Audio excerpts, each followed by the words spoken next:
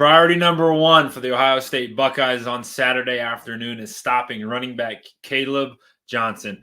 Anthony Meglin here with you for another quick game episode on the Ohio State Buckeyes on SI YouTube channel. And tonight we're talking Iowa, and we're talking specifically running back Kaleb Johnson. If you're an Ohio State Buckeyes fan, if you're an Ohio State Buckeyes player, there's one guy that you have circled on the Iowa roster that can really flip this football game, and it's their running back, Kaleb Johnson. Johnson is an Ohio kid.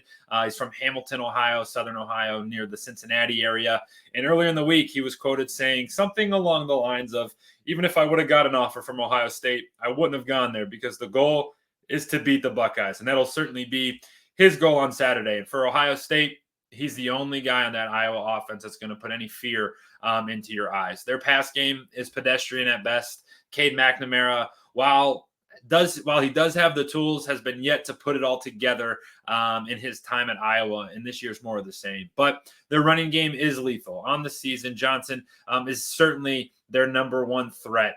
He's got 82 carries on the year for 685 yards and 9 touchdowns. And every game so far, with their 3-1 record, he's gone over the century mark. He's had over 100 yards in all 4 games. His lowest output was in week 1 against Illinois State, where he had 119 yards on just 11 carries. But against some light competition against Iowa State, 25 carries for 187 yards and 2 scores.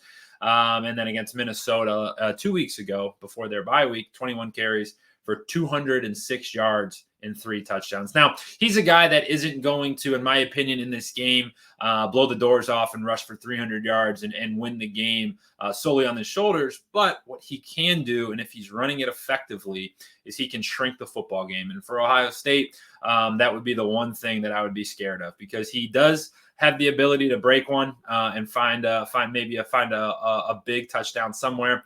But I'd be more concerned about him and the Iowa offense spending a lot of time possessing the football and taking the air out of it, and forcing Ohio State's offense on the flip side to be very efficient and execute at a super high level when they have the football. So it'll be an interesting chess match, and one that Jim Knowles and the Ohio State defense will certainly be up to the task for.